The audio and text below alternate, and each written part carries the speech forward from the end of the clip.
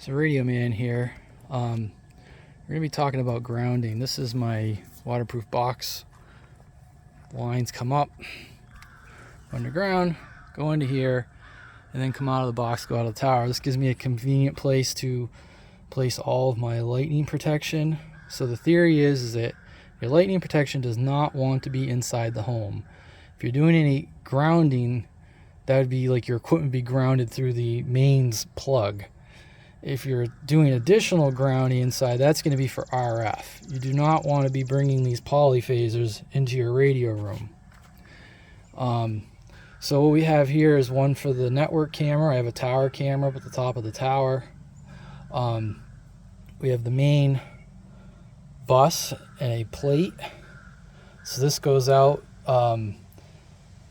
We have and everything's bonded. So we're bonded to the commercial electric ground. You do not want different ground potentials. All your grounds need to be at the same potential.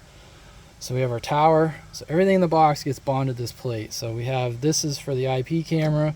These are polyphasers that use like a gas discharge tube. And these will provide your antenna grounding. And the simple way to think about it is like a fuse that'll pop, in theory, before it makes it back into the radio room. This is for future expansion. These are 75 ohm lines, probably something I do for like ham radio receiving antennas. But they're here. You know, when you run wires, you always run more than you think you're going to need. So what we're going to talk about today is that, so our tower is grounded. Each leg of the tower is grounded, and there's a halo in the ground that goes all the way around. So each leg is grounded and all three ground rods are connected. The box is grounded, the tower is grounded. Our antennas have lightning protection in the lines. Our network camera. And the next thing we're going to talk about is our rotor controllers, which is something that people forget about. I went on DX Engineering, and don't get me wrong, I don't want to bag on a radio supplier. They make a little box with terminal strips on it, and it's like $175. And they sell these on their website in a 10-pack for like $10. You can buy these on DigiKey. These are called metal oxide varistors. And these go, this is my rotor controller. As you can see, you know, red goes to red, yellow, right? All these do is one side of this varistor, or MOV, goes to ground. And then I just did it to split it up. I ran 2 grounds up to my bus block. And then the other one, so I have 6 lines. So I have 6 of these MOVs here. So basically what I did was I split it up. 3 legs of the MOVs go to this ground, and then 3 legs go to this ground. That leaves us with 6 available MOVs, and each other MOV leg gets added in to the control line. Now it doesn't really matter which side you put it on, but the same thing, think about this as a simple fuse. The rotor, it's very high resistance, and I'll get in a little later in the video how these work. But the rotor will function normally, but in a lightning hit, at a high enough volts and amperage, these will open up. These are basically the same thing that are in surge protectors that you'll find like in commercial surge protectors. I was not about to spend $170 when I had a terminal strip. I had everything. I just had to buy these. You can buy these on at DigiKey for 35 cents each. I'll get to that later in the video, but I wanted to show you guys. So the way to think about this, everything out here is grounded, including the antennas. All my lightning protection is outside. There's going to be people that tell you you don't need to do this. I think those people should be drug tested. Is lightning protection 100% going to protect you? No, I cannot say that. Lightning protection is going to provide insurance to protect your investment, your home, your property. Just like you put smoke detectors and fire extinguishers in your home, or why people have first aid kits, or why people carry pew-pews.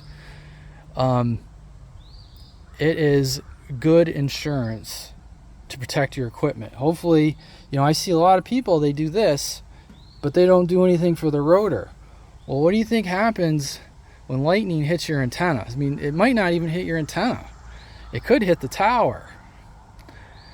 Well, everything's going to become energized.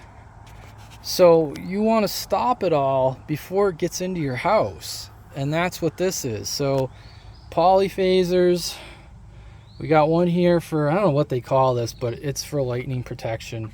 And this is probably going to be the most important because that's at the very top of my tower. I didn't attach any of these inside the box. I left them loose. And I leave a little bit of a loop just so I got room to work. But I didn't see, like I said, this whole thing cost me like $5, and I got enough for spares in case I have an oh shit moment. And these do pop. You won't know when they pop because your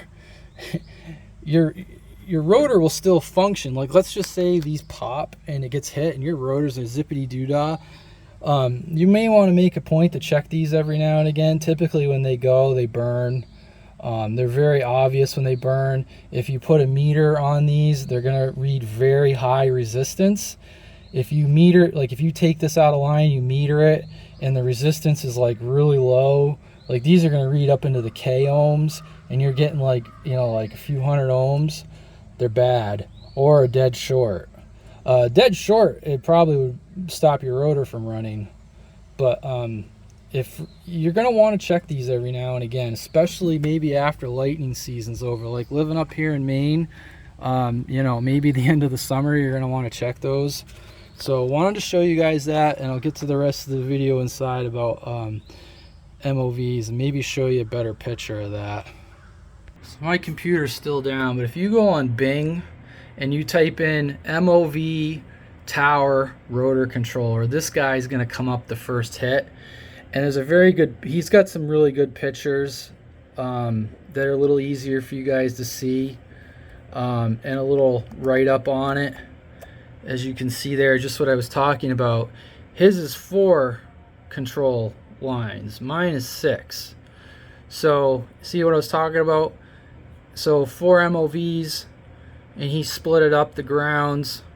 So on 4 MOVs, you're going to have 2 legs here, 2 legs here for your grounds, and then each one for your rotor control line. And all this is done is inserted in between your rotor line, like that. I want to show you real quick too something. So my computer is down, so I'm just doing this on my phone. I know this is really like shitty. DX Engineering, I like this company, but that's bananas. $189. And then if you go over here and you click on the pictures, hold on a second, I'll show you guys. This is crazy. Let me click on the pictures. Hold on. I'm trying to do this while looking through my phone. So I'll show you the inside of the box. Oh, look at that. A bunch of MOVs inside a box. I couldn't justify spending that kind of money for something. I understand they offer free shipping, they need to make a profit, but good grief, there is a lot of gravy in that price. I mean, terminal strip, $2.50 worth of MOVs. I don't know, a terminal strip at Radio Shack's a couple bucks. My God, some crimp connectors. Okay, they got to make a profit, and free shipping. Like, they could have that price. I feel like that's gouging, in my opinion. I don't like shitting on, brick and mortar radio companies, but I've bought things from them very fair, but that's not. So anyways, guys, this is Radio Man, and there you go. Protect those rotor control lines. Radio Man out.